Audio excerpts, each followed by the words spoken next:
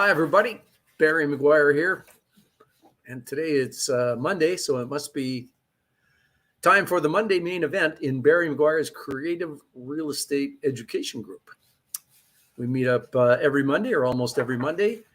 And really, we're all about helping you build your creative real estate business. We do discuss all things real estate, and of course, including creative real estate. We bring on experts in mortgage, in tax, insurance. We often have on other investors to tell us about real deals and how things went for them. Now, we know education is the key to your success. There's lots to learn about creative real estate. You just can't go out and do an agreement for sale just because you know those words. Don and I teach focus workshops, but those are both live and virtual. And those really help you take the concept of creative strategies and turn them into actual money-making win-win deals. So you can check out barrymcguire.ca for information on our focus workshops, and there's a ton of other valuable information there as well, including a whole bunch of tales from the trenches, real-life stories of what investors have done in certain real estate situations. All right, so today we are happy to have on board Brian Banks. Brian is a student of ours. He's a longtime investor. What he's doing at the moment is he's doing purpose-built infill multifamily real estate, which is a mouthful all in itself. So that's what he's doing now. But I think one of the really interesting things that Brian will be able to tell us today is how he got to doing purpose-built infill creative real estate. So without any further, let's bring Brian on. And Neil Taniguchi's with us today. Wayne Hillier is running the show. So let's get everybody up, and we're going to start with hearing from Brian. Hi, Brian. Thanks for coming on. Hey guys, got the whole crew out tonight. You betcha. Thanks, and yeah. Thanks a lot for having me, and happy New Year to yourself and everybody on the call tonight, and everyone that's going to be catching the replay. So yeah, there'll be a lot of those. A lot of people check this out on YouTube post event. So Brian, I want to delve a little more deeply into who you are in this real estate game than we do sometimes. Haven't seen you for a while, actually. I think the last time I saw you, you and Larissa were in my boardroom with your first baby, who was only a few weeks old at the time, as I recall.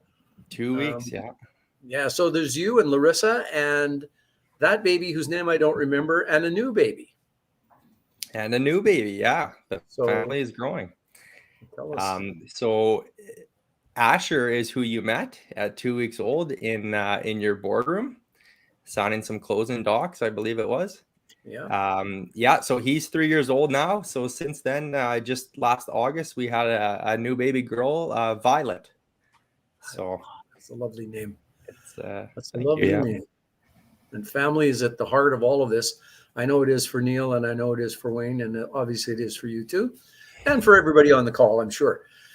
So Brian, let's start with your history. You went to high school, probably?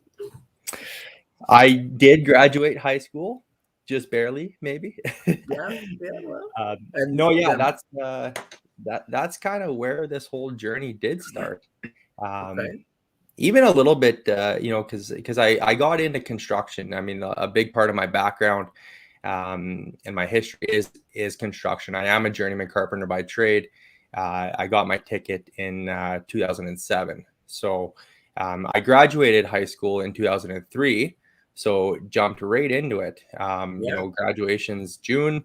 I went to work as a first-year apprentice carpenter that June, or shortly after July 1st type thing. As a first-year apprentice carpenter. So I think maybe the story goes a little bit further back, even to childhood, maybe. To make it short and sweet, it was something about construction. I was always, as a kid, walking around with a hammer and a nail in the backyard and looking for two pieces of wood to nail together kind of thing. So yeah, it was, building tree forts and everything, skateboard ramps and things like that. And it all evolved, benches and planter boxes and things like that for my mom and my grandma. And it evolved in high school, with shop class, construction class, and immediately after high school was that was a big interest of mine. Was fascinated about building, something about creating something out of nothing, I guess, and went right into construction after high school. So, and it ties into my real estate and my whole journey there as well. So you got started right away, right out of high school, 4 years to do your apprenticeship. Now you're a journeyman, and so where did real estate first touch you? Once after you're a journeyman carpenter and you're working, how did you get started in real estate? Yeah, so actually, it was right at the same time, right out of high school. So ever since I was a little kid, my parents pushed me. My dad mostly said, when you're 18 years old, you're out of the house. And it came from it came from a place of love and encouragement and support to help me start and build a life and give me that foundation. So I think I was 18. It was that September following high school. I actually bought my first piece of real estate, my first property, when I was 18 years old. So at the time, I was a first-year apprentice carpenter making only $12 an hour. So there was no way I could afford to live here. And when I got possession of this condo that I bought, I got the keys, and the first time I opened the door to that condo, walking into my new property, there was a couple friends behind me, and we moved in together on that same day. So from day one, I was renting to friends, or they were renting off me. So shortly after, there was 3 friends living with me in that condo, in a 3-bedroom condo. So I had 1 bedroom, 2 other bedrooms were occupied, and I had another friend of mine in the basement. so they were all renting from me. And at that time, I was 18, 19 years old, and I was living for free. So it was house hacking when, I didn't know what I was doing. I knew nothing about real estate investing at the time. But this is when the light bulbs were definitely starting to go off. This was back in 2004. 2007 came along. Everyone knows what took place in 2007. The market skyrocketed and took off. So there I was living for free, and my condo doubled in value. And I'm sitting there going, well, wow, this is pretty cool. This is awesome. And I'm going to have to learn more about this. One of the big things I did learn with that experience was that you don't get the rewards. You don't get access to those rewards without actually playing the game and getting off the sidelines and taking the steps and the action, right? So it evolved from there. And that's where I really started taking the learning seriously, learning more about it. And how did you learn? How did you start getting some education back then?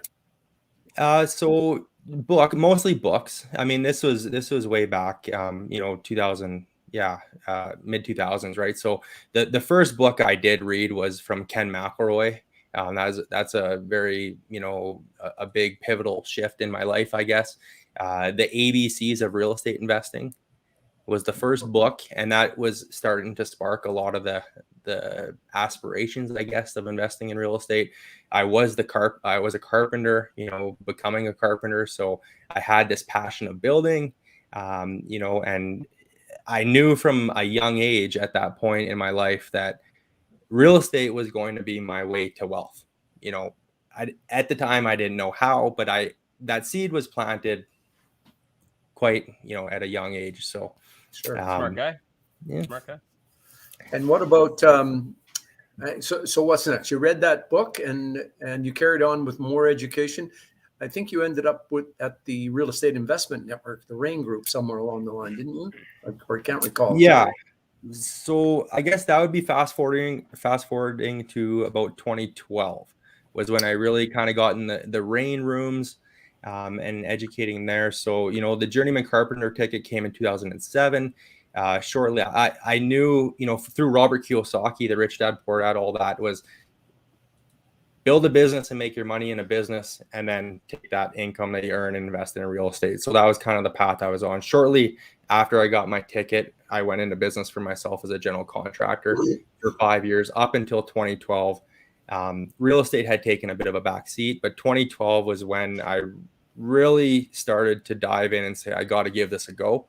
I got to get educated. I took, basically 2 years from 2012 to 2014 of, the rain rooms. That was really the big one. I mean, Barry, you were absolutely instrumental to that, those times of my life. And, some of the early teachings and foundational learnings.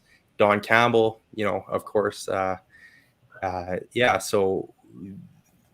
couple years of some heavy education. And then 2014 is actually when we bought this house that we're in today. And developed our first basement suite. So this is interesting.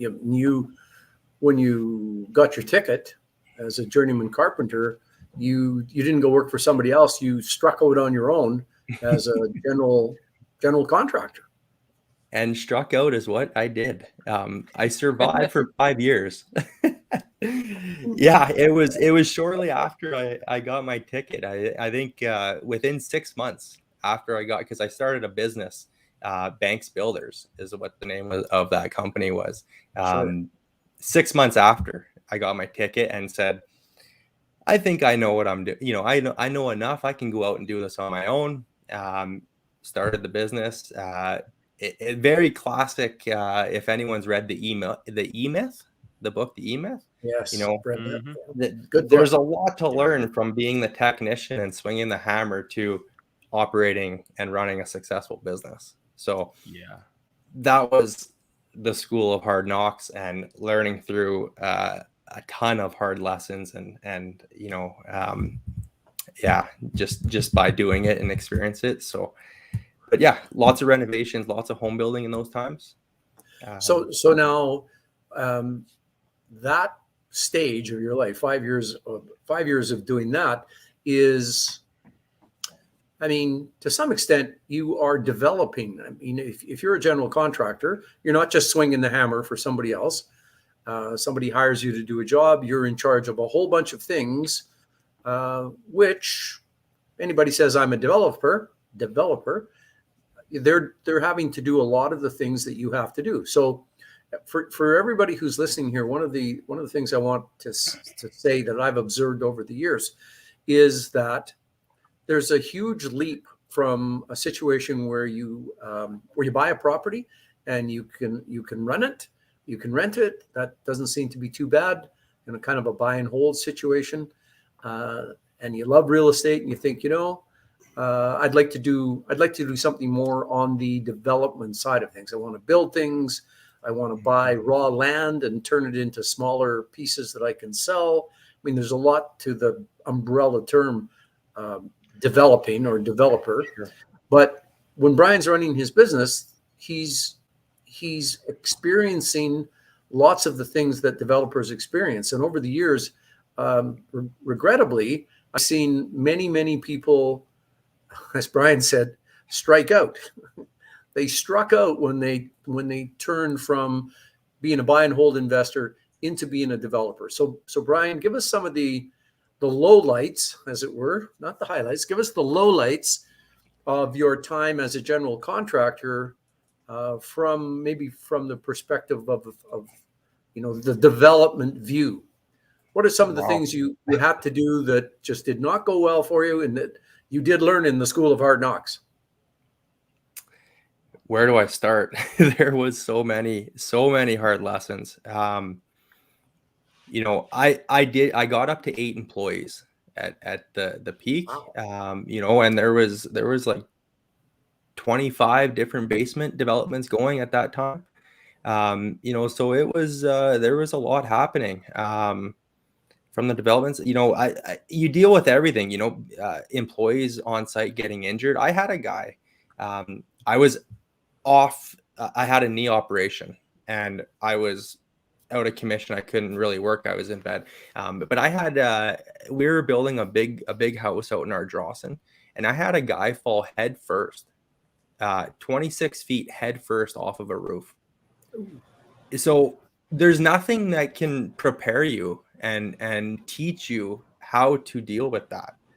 So you just go through, I mean, the whole WCB claim and everything to follow. And, it was, so there's no schooling really that can teach you that.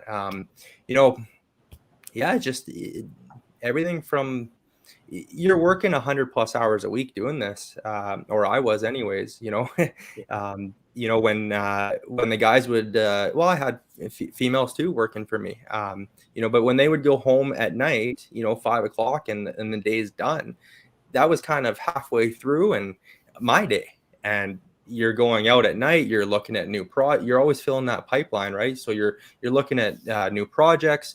You're spending all night to 11 o'clock at night quoting and estimating projects, and keeping those 8 people busy and working, right? So you're trying to stay ahead of them, 3 to 6 months ahead of your crews going. So, So, I mean, not as far as lessons go, Barry, on the development perspective, I mean, it's endless. Just how about dealing some permitting things or dealing with municipalities as you're trying to, anything in that area? Not too bad. No, I never had, too many big issues with that. That was always pretty smooth. Most of my permitting issues that I've had are in the real estate investment world when, you're waiting on a permit for a basement suite, when it can be, 4 to 6 or 8 weeks, you're waiting up to 12 weeks sometimes to get your permit, so there's a lot of patience that come with it for sure. And what can you do, right? These things are out of your control a bit. Yeah, they are, no doubt. And somebody falling off a roof, I mean, especially as you're just getting started, I mean, how can you allow for that? I mean, you expect people to have a modicum of safety as they do stuff, but things happen. So, So one thing about developing when you're doing it as Brian did, I mean, you're working 2 jobs here. You're on the job probably most of the day, running around doing this and that. But when everybody else quits, there are all your hammer swingers and saw wielders go home. And meanwhile, you've got to, as the business owner, fill the pipeline, keep it filled, and take care of the bookwork and do the quotes.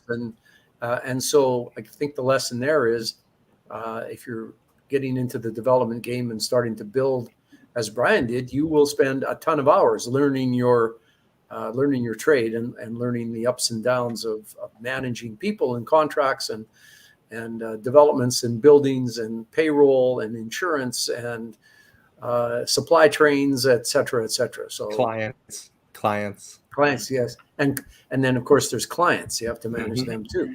Yeah, but tell us about that part. Tell us a bit. Lots of happy clients. Lots of, well, sure. I'm sure that there are a ton, but there's also unhappy clients. What did you learn about having to deal with clients and people that you didn't know before, as you were starting this business of being a basement suite builder mostly? Yeah. I'm thinking, I mean, I definitely wasn't prepared to be speaking on this, but we'll give it a go. So no, this is good. Clients, you got to make it right. One of our core values, and this aligns with, it comes from Corey and Tiffany Young too, is to be a good human, right? I strongly believe in that. Do the right thing. Mistakes happen, right? We are a human. Mistakes happen. Employees are on site. They can cause some destruction instead of construction. And things go wrong. And there's things that happen out of our control. So you got to just do the best you can, and always agree with the client. Do whatever you can, the best that you can to right. And sometimes you're in a tough position, your back's against the wall, and you just do whatever you can to make it right, fix the situation, move forward. I mean, I don't know what else there is really. No, that's the hallmark of successful businesses, I think, is the customer and the client really do come first, and you do absolutely anything you can to make it right. Sometimes in the face of unreasonable clients and customers, but still, you still generally have to make it right. Now let's switch over here to Taniguchi, to the great Neil Taniguchi, down in sunny Mexico, having fun. You know, customer satisfaction, I expect, is maybe number 1 or 2 at BMW, where you were running the show. Tell us about we that. used to have a saying, Barry, that we would say we were in the service industry selling BMWs, right? Yeah. So the service side of it first, which led to sales. The in a lot of, I had worked prior to that for darn near 15 years in the domestic side of things. So I have a little blue Chevy bow tie tattoo scar still on my body somewhere here, and the biggest thing I think was in that world, quite frankly, to find a repeat customer and a salesperson who understood that was the exception, not the rule. When you moved into the luxury end of it, it was an expectation from clients, and they were shocked when they came back and found out that their salesperson was no longer there. And I would ask people for years going, hey, do you remember the name of the person you bought your car from? And it wouldn't be at the dealership. It would have just been in casual conversations. And a lot of times people could not remember for a very good reason, because service was not the number one thing. They didn't stay in touch. The salespeople weren't trained, is what I'll say, to recognize what the benefit of doing follow-up. They were just afraid to call. I don't want to call in case there's something wrong. So certainly, you maintaining relationships, regardless about whether it's with a seller, whether it's with a tenant, whether it's with your contractors. And in the case of when you're working in a service-related industry, that's a good key to success. We have a contractor that was passed on to us by Shelley Visser, and we had an issue. And he drove all the way up from Calgary to Airdrie to come and look at it, to see what was going on, to understand it and make it right. And we were just talking about this morning. I was chatting with one of our ops people, and she was saying, we're doing another property that we're renovating, just getting ready to list, and we had some French doors that we installed, had to replace the existing ones. And the guy that we hired to do that, unfortunately, was new, thought he was capable, and he hacked it. And his response was, well, it's good enough for me.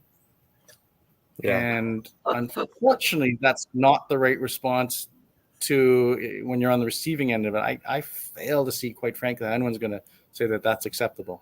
No. So it puts them, unfortunately, maybe not on our call list, right? Or we have to limit what jobs we're going to pass on to that particular gentleman down the road. Got to make it right. That's the thing. Yeah. Got to make it right. So Brian, now as you did you say that you were doing your general contracting business for 5 years? That's right. Yeah. So what was next after that? So what was next after that is I went up north and worked in the industrial construction, oil and gas. Yeah. So I went to work with Ledcor Industrial as a project coordinator up in the oil sands in north of Fort McMurray, and spent another 5 years of my life up there doing that and working out of the camps. These are massive scale projects, $200 to $500 million projects. In the course of 5 years, I was only on 2 different projects. I joined them, halfway through towards the tail end of one of them, and then started fresh right from scratch day one, another one, Suncor Fort Hills, for 3 years. Right. Yeah. So did that part of your journey contribute to what you're able to do now, working for a giant company, being a project coordinator? Absolutely. 100%. Yeah. To be in the office and to see and be exposed to the inner workings of the office, how things are structured, the systems are huge. These are massive. Like there's 100, 200 employees on site, 300 employees on site, right? So it's a massive machine to manage, and a pretty high profile client as well, Suncor. Yeah. Yeah, right? no. So yeah, absolutely. I mean, I got the opportunity to sit into some we called them war room meetings, Yeah. right? War room meetings. So it's LedCore and Suncor, a weekly meeting, a weekly project update, and right from the top people on those projects, right? Project directors and project managers. So you're in there, and you're discussing high level activities and discussions. So that was a huge learning curve, in my career, and coming from general contracting, it was very interesting to see that. I definitely don't regret doing it. It was a great experience. Did you save all your money and put it away? That's what I want to know. I was one of the few that did, Yeah, actually. I bet you did. Yeah, I mean, and it's a very common thing, right? So I went up there with very clear intentions, very clear goals, and I achieved all those. It was a 5-year plan to begin with, So and it's ironic. But yeah, so the 5-year goals were achieved by 3.5 years, 3.5 years in. So the last, So that's good. So now there's 5 years there. So this should bring us to, like, are we into 2017 now? And you're back in Edmonton? yep, the big layoff. The big layoff. All right. So you're laid off. Layoff. Now what? Now what, right? So Yeah. I actually got laid off 1 week before our wedding. Larissa and I got married. So Larissa married an unemployed man. Yeah. And we got married, and we went to Thailand for 1 month on our honeymoon. And yeah, it was a lot of thinking of what's next, what's going to happen, Sure. what am I going to do when I get home? Um, but leading up to all this point in my life, from the young age, the real estate seed was planted, right? And it kind of came and went in my life. And when I started the general contracting business, the real estate took a whole back seat. And then up north, when I went up north, I went back to the drawing board throughout that whole time to learn about real estate. One of the goals, was to pay off some debt that I had. And another goal was to purchase a house, which we purchased this one in 2014. So this whole journey, with learning, was all happening while I was up north. I was on the bus, from camp to site was an hour drive each way. So that was a lot of time for me to read, to listen to podcasts, to listen, to learn, right? Nothing else to do in your camp room. I would fall asleep, reading books, fall asleep listening to podcasts. And it was always an intention of mine to get into real estate. So 2017 the layoff came, and it was kind of the kick in the butt that I needed, really. And my hand was dealt, my back was against the wall, and I said, let's give it a go. Right. Let's jump into this. And I did. I went full time, which I don't know if I would recommend, that to most people. Keeping a job has a lot of benefits, Agree with that. Given my construction experience and background and knowledge, I jumped right into one of the more advanced strategies of, the BRRRR strategy. If people are familiar, renovating. So renovating was a strength of mine. That wasn't what scared me. It was in my wheelhouse and what I was comfortable with. And if I could get a property, I could renovate it, and I would figure out the rest. So that was your next strategy implementation was buying properties and renovating them, and then deciding what to do at the end of the renovation. Part of the BRRRR thing, you have the various choices you can pick. Right. So this is around 2017, 2018. How many properties did you do like that? So before you started? About 10, 9 or 10. So that's, we went on the honeymoon to Thailand. We came home. We were there for a month. We came home that April. We purchased the first property, and investment property, right? Where it wasn't ours. Yeah. So, and some of them that we did with suites, we sold as well. So, we didn't get to keep all of them. And that's really when I started focusing more on the buy and hold. I found that there actually wasn't a whole, the ones that I did. There is money to be made in flipping, absolutely. The projects that I did with suites and sold them, I didn't make a whole lot of money. But they were great long-term rentals. The Sure. buyers of those properties, they were thrilled with them. They rented them no problem. They performed well. Cash flow is great. And I realized I'm killing that golden goose that keeps laying its eggs, and I got to stop doing this. There's so much work that goes into it, and just to sell it for a little bit of money, it's not worth it. So the strategy was to renovate them and hold them long term with joint venture partners.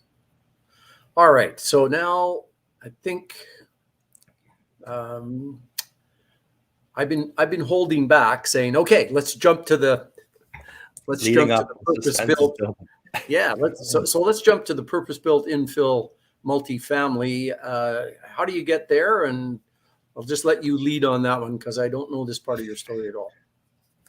Yeah. So this is relatively new, for sure. It's the same, but different. And that's a phrase that they use in Thailand a lot. Same, but different. So this project, this infill project, it is a BRRRR. It's a BRRRR project, but it's a build BRRRR, right? So we're building new, still the exact same principles, the same fundamentals of BRRRing a suited house. So it's getting into it. It was really aligned with my personality, maybe my construction background, my knowledge, my experience, expertise, all that, and provided that economy of scale. I very much compare this exact project because it is a townhome with basement suites. There's just 3 of them side by side. So row housing, 3 main floor units with 3 basement suites. So it's very much of the same. It's basically 3 suited houses side by side. So you're almost exerting the same effort, almost the same time, and you're just kind of getting more of that squeeze out of it, and scaling, economy of scale. It's all under one roof, 3 suited houses under one roof. So I live in the old Strathcona area, and I notice over in Ritchie area, just across White Avenue, there are numerous what appear to be townhouse developments on corner lots, 3 mostly that are tied together. I don't know if they have basement suites, but when you talk about infill, tell us how the infill works into what you're doing as opposed to going out to a new subdivision and buying just a chunk of raw land with every other developer. Yeah. All right. So there's some alignment there with the city plans and the city goals, actually. So the city is really encouraging this densification inside the city limits, and mitigating the urban sprawl out. And they want to work with what we have to work with inside the city limits and build in and up, per se, with densifying that, what the older neighborhoods. So I actually have a copy I printed of the city plan. So right here, this is the city of Edmonton, the city plan of 1 million more, right? So the city wants to grow by another 1 million people, from roughly 1 million in population to 2 million. So by doing this, it contributes to that. It helps the city meet their goals. So there's a bit of a social responsibility, I guess, with this too, and helping the city, achieve their goals by building in and densifying. I'll just read off maybe a couple of cool facts that Sure, let's hear it. So what choices do we need to make to be a healthy, urban, and climate resilient city of 2 million people that supports a prosperous region? The city plan is a call to action for every Edmontonian, every parent, business owner, community organizer, city employee, volunteer. Together, we are Edmonton, and the city plan is an invitation to join in building a version of our city that respects and preserves the things we value today, while also creating a city to attract and inspire the next million residents. So the future is urban. Edmonton is ready to welcome the world. The future for 1 million more is at home in Edmonton. And then this was just a little bit of a cool fact on one of the sections of a rebuildable city. So out of that 1 million people that they want to grow by, 600,000 additional residents will be welcomed into the redeveloping areas. So there's a mature area overlay, where they're allowing this to happen. 50% of net new units added through infill development citywide. So if we have a city with that kind of a plan, does this translate into help for you as a developer? I mean, are some of the rules relaxed? Are the people you have to deal with at the city helpful? Are they, instead of seemingly getting in your way and not putting up obstacles, but making you jump through hoops that takes time and money and effort and is frustrating? Do you think it's a different attitude on the part of a city with this kind of a plan? I would say so. Yes, absolutely. It is a work in progress, as a whole and as a community, we're all working through this. This is what's called, missing middle housing. So everything basically from, single family homes to your high rise, condos. And there's this component in the middle that's missing. So it all contributes to that plan. So I think the whole attitude towards it is very, encouraged, and they're backing it up. They're supporting it. They want to see these things happen. Although through this process, I'm learning there's still a lot of roadblocks happening. These things are being rolled out, but there is a lot of, rejected or unapproved permits, and then we got to go for variances and get the whole community. There's community and the neighborhoods are involved in this, so there's still a lot of hoops to jump through, absolutely, but it is moving in that direction, and I think that the whole attitude towards it is changing. All right, so now for this particular project you're working on, 3 townhouses with suites in the basement, so 6 units. So let's start right from kind of the beginning here. What kind of a lot are you looking for in what areas in order to do that kind of a project?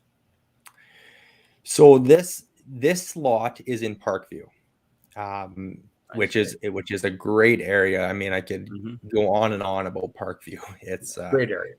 Yeah. 10 minutes to downtown, 10 minutes to West Edmonton Mall. The new LRT is coming in there. It's a kilometer away from one of the stations. The whole River Valley and Park system, world class. These types of neighborhoods, this is the area. The Valley Zoo is there, access to the white mud. It's great. These types of older neighborhoods. This is an interior lot.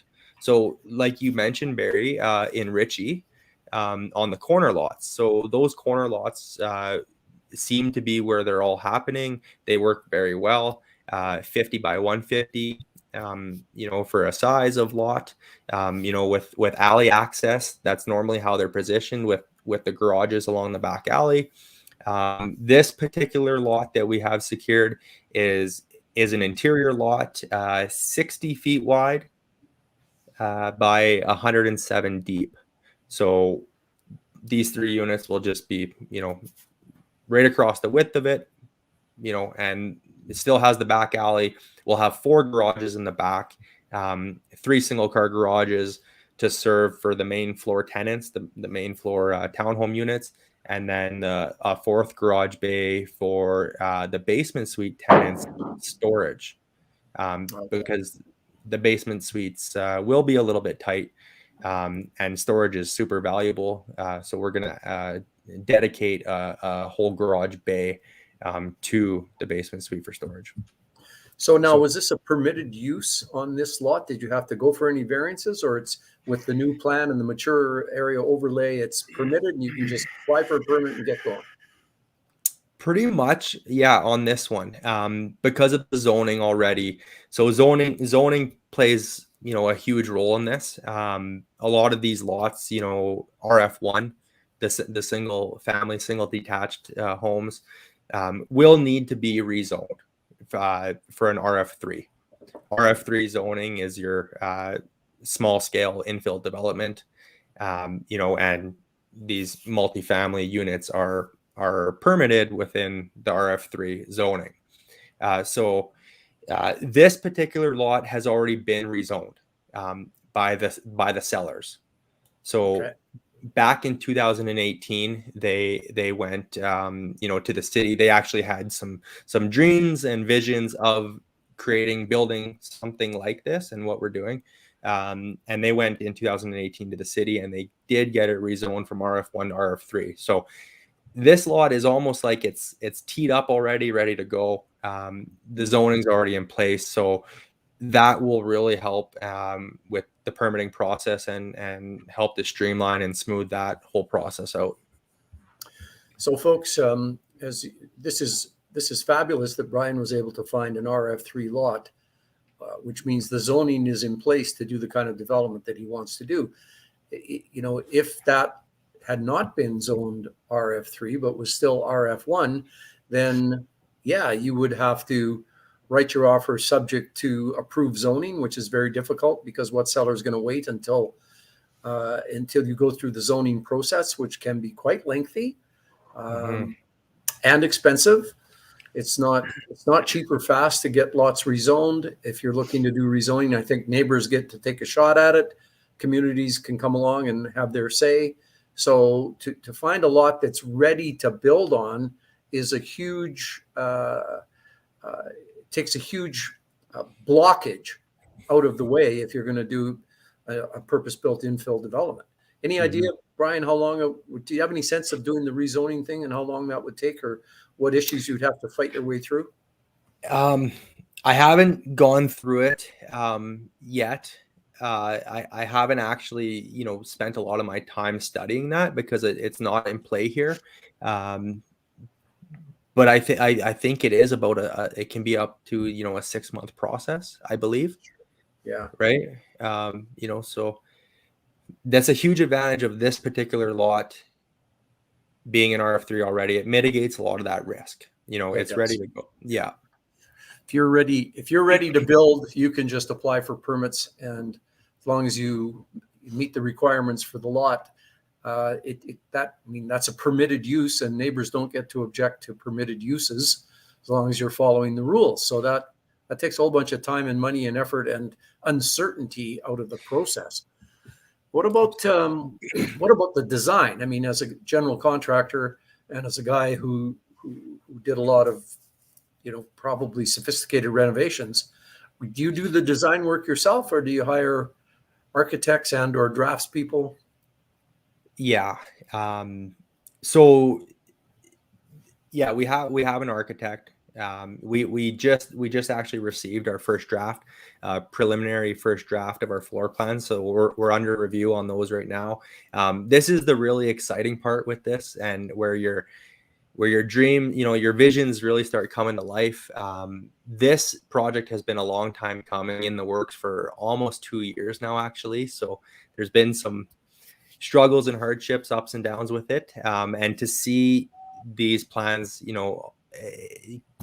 come together and reviewing them, it's really exciting to see this start taking shape and come to life. So we are working with an architect, so this is part of your power team, guys. one of the first things I say to a lot of investors or new investors is to get educated and to meet people, right? And build out that power team. So there's a lot of we're cultivating new relationships and working with new people on this project that we haven't in the past on the suited houses. So we're building out I want to give them a lot of credit because I'm backed up by a lot of very strong and experienced people in doing this. And, when going out to build out the project team, I had very specific criteria for this. Infill development was a huge, box to check off, right? Multifamily, these row housing was another huge box of the criteria. Experience with basement suites. We don't have to recreate the wheel here. So I'm looking for people that already have experience and have worked with these, and then, investment experience is definitely a bonus as well. Speaking the language, right? So that's who I'm looking for when I'm building out the project team, and the designer that I'm working with. This is part of their wheelhouse and what they've done a lot of in the past and what they're doing today. There's designs and plans that go off. This particular one is fully custom, so we're working together, designing it. Most of them are on those corner lots. So, but they have experience with this. So that's a key team member of the architect. And so, we're communicating our vision, what we're after, what we're looking for, what we're wanting. And we have the ability to really customize everything that we want in a purpose-built rental property, right? So it's a lot of fun. I'm really, really enjoying this process for sure. So I certainly agree that you always need a great power team, and it doesn't matter whether you're buying your first buy and hold property or whether you're doing something like you're doing where you need a more diverse and sophisticated set of skills. You certainly don't want to be hiring a whole raft of people who just don't know. They love it, they want to learn, they want to get right in there, but can't be hiring them to help you build your first project. You need a sophisticated crew who already understand what they're doing. Now, just tell us a little bit about the 2 years of getting to where we are now. You said there was a lot of hardships and troubles to get over. I thought this was going to be all smooth sailing with your experience, and it's already zoned properly, and you're got your goals pretty well set up. I thought it was going to be smooth sailing, but we want to keep this light. But no, this is life. This is life, and these things happen. So I had originally had this project. Originally had this lot under contract in October of 2020. October of 2020, I had an accepted offer under contract. The sellers are very good family friends, longtime family friends. In December of 2020, the sellers passed away, unfortunately. Yeah. So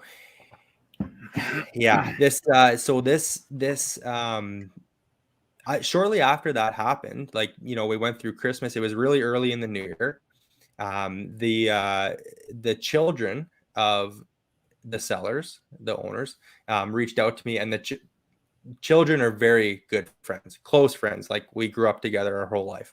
So they reached out to me and said, "Hey, look, Brian, we're aware of the agreement that you had in place with our parents, and we're willing to honor and work with you on that when all this settles, because this is now in a probate situation."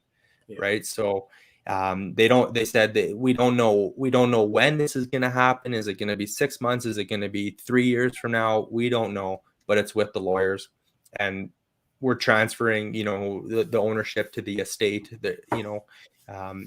So that's where it kind of got parked. It just kind of took a bad seat. backseat.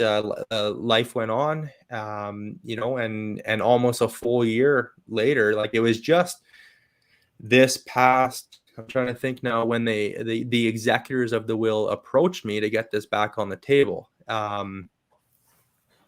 was just this fall. Just this fall, and they said, you know, it's looking like probate's about a month away from being complete. We want to know if you're still interested and you still want to pursue the project. And I said, yeah, absolutely, I would love to. And, you know, thank you for the opportunity. Thank you for honoring this agreement that was in place, and we'll pick it up and go from there. So that's when I, you know, started reaching out to some investment partners in the close network that I worked with in the past, and some new ones. And, you know, I focused on raising, you know, getting that in place first, and having that capital raised to pursue the project. When that was secured, I went and wrote a new offer, accepted, and it's running its course now. So conditions are removed. You know, the sale is firm and final, and it's sold. So we're in the planning stages, and so that's I guess where, you know, the 2 years kind of, you know, it's been up and down, and a lot of waiting and patiently, you know, just, it didn't matter to me when it came, you know. I was in no rush, no hurry. If it was meant to be, if it would work out, great. If not, you know, it is what it is, right? So that's you know, and I got that phone call and we took it from there. So I was going to ask you about financing, because even though you saved all your money from working up in Fort McMurray, still this is a pretty big, pretty good thing to chew on. Hard for you to do on your own. So did you raise? Are you getting sort of bank financing for the majority of it, and your investors are helping out with the kind of the deposit side, or how's that working for you? Yeah, so we are working with commercial brokers, mortgage brokers. So there will be a construction loan in place. And then, you know, back to the BRRRR, right? So there will be a construction loan in place. When we're completed, we'll get an end, you know, takeout mortgage put in place that will stay long term, you know, and a lot of all that construction loan will be paid back, and you know, some of the investors' money as well paid back. So the way the construction loan is structured and works is they will fund 75% of the construction cost, 75% loan to construction cost. So that leaves us with having to come up with 25% of that. Yeah. Okay. So that was yeah. I mean, we come up with 25%. The bank funds the rest. Away we go. We build it. You know, it's a draw mortgage type structure. You know, in certain milestones, we submit our invoices. More money comes in. Keep the project rolling. And then at the end, it gets appraised. You know, a new valuation, and a new mortgage in place that will stay long term. So. And so, is this now? What's your exit once it's built? Are you going to put it in your portfolio or share it with your investors as a joint venture? Yeah, so we'll share this with our joint venture partners, joint ventures. It's a long-term buy and hold. This is 10. There's no intentions of selling this. This is definitely a legacy piece. You know, this project is dedicated and will be the legacy of the sellers, of our close family friends. Unfortunately passed away. This is kind of, you know, it's going to be dedicated to them and be a legacy, you know, for our partners and their family and our family and our kids, long term, you know, 20 years. Like it's, yeah, we're there's no selling. And now you're at this stage of it, so you're pretty far along in knowing what you're going to do and how you're going to do it and how you're going to finance it. How about the economics of it? Are things still lining up so that you're going to be able to build this project and show your investors a solid return? Absolutely, yes. From your teachings, Barry, under promise and over deliver, right? Always under promise and over deliver. So our projections are very conservative. With COVID, especially supply chain trades being so, tied up, we've allowed for a longer timeline than anticipated. A lot of the builders that I'm meeting with and talking to, they figure about a 6 to 8 month build timeline. I've allowed 12 months in our projections, and gone a little bit over what I think the construction will cost. So really what I've presented to the investors is it's almost a worst case scenario. So there is a lot of room and area to optimize this plan. But at the end of the day, we'll see what comes out. But I feel very strongly that we can optimize this plan and exceed the projections and the expectations that I presented and over deliver on that. So with being so conservative in the initial projections, I think we're going to come out doing very well on it. And I think everyone will be happy. It'll be a win-win all around. Mm-hmm. All right. Well, Wayne, why don't we pop up some questions? I know there's been a lot. I've kind of set them off to the end here, but let's get some questions up and start hearing what people have to say. For sure. Franco asked this one a little while ago. Franco says, when does attached homes become or require a condo fee? Well, they require a condo fee, Franco, if they are actually a condominium. So I think it depends on how you have built the property. If you've built it as row housing, kind of with party walls between them, and they're lot, block, and plan, and not a condo, then there is no condo fee because it's not a condo. On the other hand, if you set it up right from the beginning by getting a condominium plan drafted and registered, then it is a condo, and then and only then would you start to consider condo fees. Folks who own all the units in a building, really they're running them as apartments. And if you're running them like that, you don't have to pay yourself condo fees.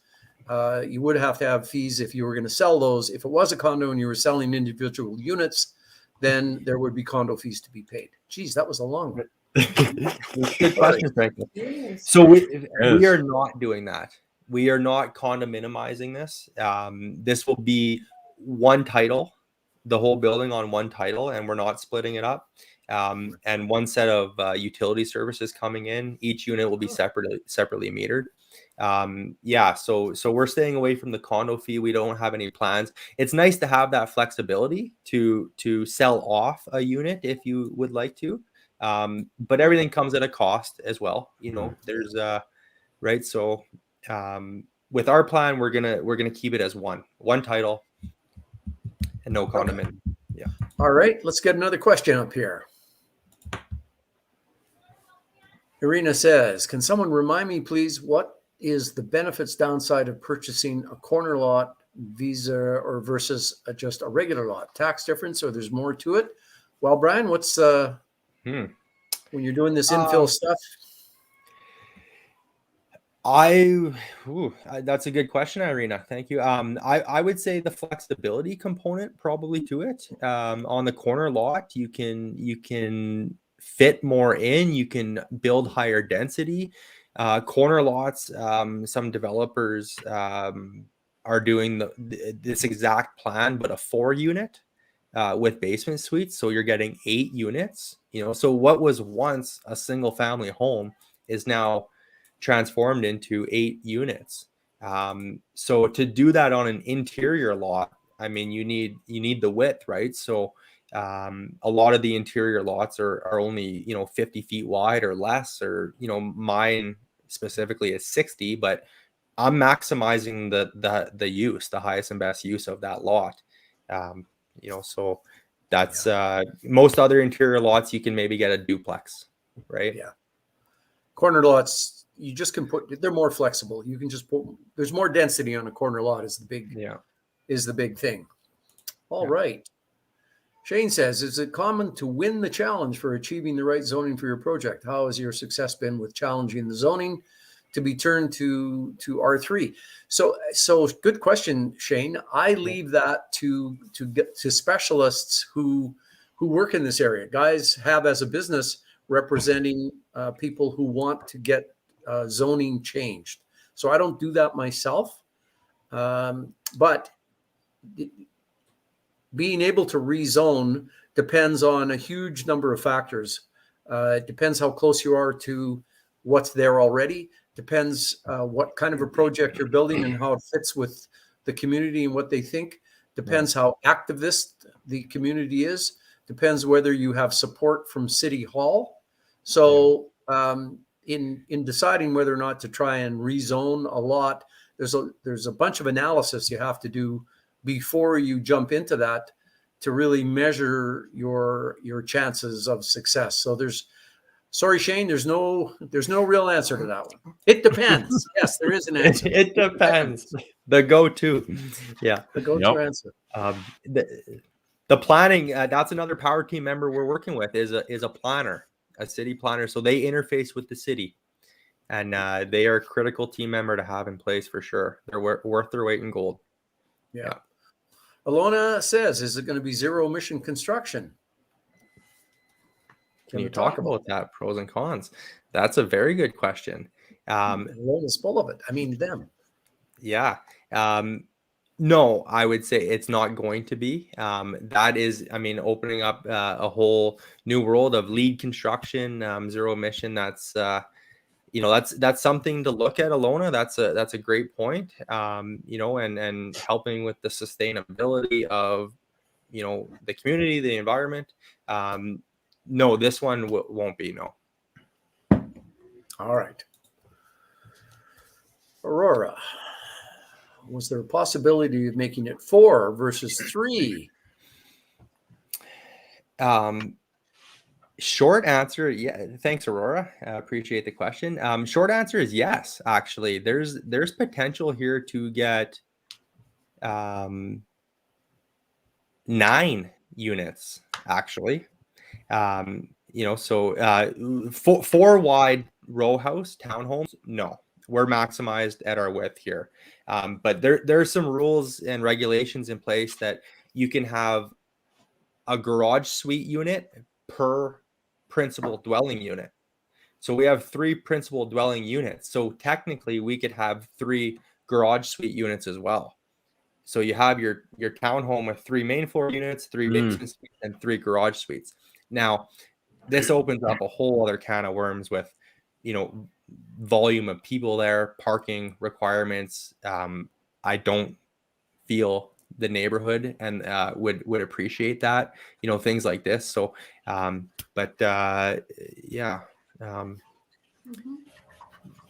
this lot, no.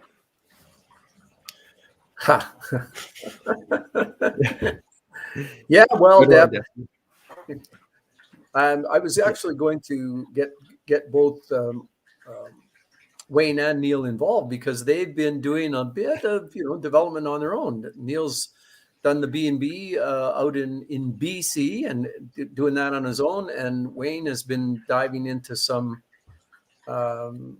purchasing some units and flipping them. I'm not sure if he's got any development going. Do you guys want to weigh in on that, or should we just let Brian keep answering questions here?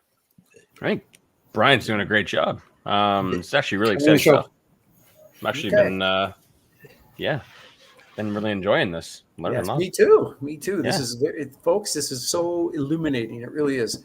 Ali says, "Is it 75% of the construction cost, or the total cost, including land, for your financing?" Including the land, so total construction cost, so lot and build cost. Yeah, 75% of the total, including the land. Yeah, which makes sense because the lot is especially in Parkview is a big chunk of the total price of it all. Right. Yeah. Colin, what kind of square foot do you have for the main area and what for the suites? Excellent question. So yeah, they thanks, Colette. Good to see you here. They're ranging, so they're a little bit different, but anywhere from 1180 one of the units, 1180 to 1214, I think it is, and 1224 in that range. So that's above grade. So that they're 2-story units, 3 bedrooms, 2.5 baths, which is nice. The middle unit, what's interesting is the middle unit is only a 2-bedroom actually. And it's set up in a way that it's 2 master suites. So the 2 bedrooms both have an ensuite off of them. Oh, nice. Now the reason for that is they're pretty narrow. Like these are skinnies, right? They're almost like they're 16 feet wide. So it's a middle unit. So you only have the front and the back for your windows, and it's too narrow to get 2 side-by-side bedrooms and then 1 at the back. So we decided to design the middle unit with 2 master suites, which would, in our opinion, to make up the value of not having that 3rd bedroom. And then the basement suites are 1 bedroom, 1 bathroom, 592 square feet. So Okay. Good footage. We're going way over. So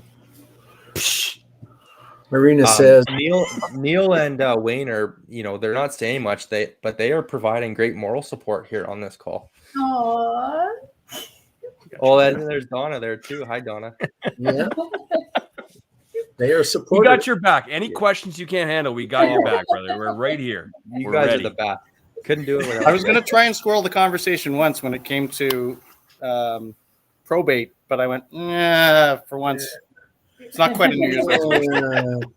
It could go off way over here, right? Yeah. Irina says, how much in average from the beginning till the end in the conservative projection, including the architectural planning, right? From concept to here are the keys, Mr. Tenant. Yeah. So we're projecting an all-in cost of about 1.4 million. So 1.4 lot. million. Is that the question? I don't know if it's timing or money, Irina. I think it's I think money. time. I think How it's much the average from the beginning till the end in projection, Time. including the Time. I think it's probably time rather than money. Sorry. Oh, I So, went well, money. there you go. It's going to cost around 1.4. It's going to take about a year. So we're kind of starting that process right now. We've technically already started before Christmas. So we're gonna break ground this summer in June, about June. So what we're, like I said, I'm planning. I allowed for 12 months of build time. But the builders are telling me about 6 to 8 months. So what we want to do is work this backwards from the completion date back, because as real estate investors, we know we don't want to be completed in the months of November, January, February, right? These are bad times to be completing something to rent, to fill vacancies in. If we don't have a tenant in place by say November 15th, we're risking going vacant. Right through, to the new year. So we're planning to be completed in the spring of 2023. And we work from that date backwards. So, some in the summertime, right? But what I don't want to have happen is, start this spring and be a 6 to 8 month build time and end at Christmas. So we're going to push it back into the summer. June, July, somewhere in that, August, even sometime in there. Make sure we land in the spring of 2023. Okay. All right. How are we doing there, Wayne? They just keep coming. All right. In. They just Linda keep says, coming in. Linda says, in Edmonton, does access to transportation play a role in zoning? We can bring Brian back. Property in Calgary that's within 300 feet of a bus stop. I can avoid providing parking and do an 8-plex on the 50 by 120 lot. Oh, so that's what you can do in Calgary. And Linda, you're wondering what you can do on your lot here in Edmonton. So, I think that kind of a question is takes a look at the zoning bylaw and a chat with a planner to see whether or not in Riverdale, or where I think your lot is, what are the rules down in Riverdale? Are they different than under the general city bylaw? It's really what are the rules for that particular lot. And so, folks, as a general comment here, Brian's been talking about Edmonton and here in Alberta. So it's different everywhere you go. I mean, Calgary has different rules. Red Deer has different rules. Every province has different rules. We've had some comments from people in British Columbia and from Ontario. Every city, every province has different rules. And so you really have to delve into and dive into what's going on in the city or town and province where you want to build. Do you have a municipality that's supportive? What are the zoning rules like? If you have to get them changed, how's that going to go? It's totally different everywhere you go. Expense can vary widely. I know developing in Toronto, doing anything in Toronto is hugely expensive from permitting and planning requirements from the city. We sometimes complain about the costs out here, but Toronto is astronomically expensive. So, Linda, sorry, you're going to have to maybe dive into those bylaws a little bit more because that's a little too specific for us to answer here. Okay, we're going to cut it off there. Donna, hold on. My producer is talking to me. Yes, Donna. We're going to cut it off there, and we're going to invite Brian to come back. Donna says, Cut. and we're going to invite Brian back. I But didn't do she's my that. producer. What can I tell you?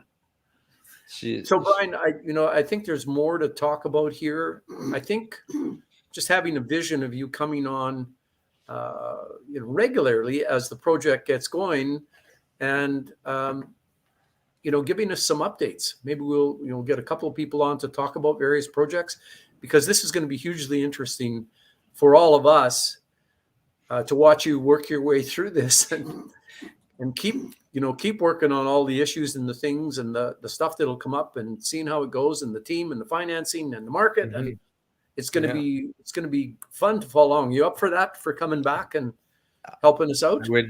I would love to. Yes, I appreciate the opportunity, as Okay. always. Well, that's good. I know there's more questions, and I've got more things to talk about. So folks, thank you very much for showing up. Brian, thanks for coming along and telling us about your journey. I wanted to hear about all that stuff about. I was really fun to hear you walking around with a hammer and a nail and trying to nail two pieces of wood together. I mean, that's how it all got started, right? Here you are. That was the beginning. Yeah, it's been a big part of my life. Yeah, big the whole part, time. So it's still in it, right? Thank you very much for coming on. Appreciate it. hand. Thank you so much for having me. Good All job. right, everyone. That's it for tonight. We're going to get Brian back again in the future. Donna will work on that, and And we'll of course, we'll keep you Neil and posted. Wayne. And of Dinner course, smells Neil good. and Wayne. Of course, Neil and Wayne, because it's Neil and Wayne. Neil Thanks, and Wayne, everybody. Thank you Good so night. much. You guys have a good See night. you Enjoy later. your night. Bye bye now.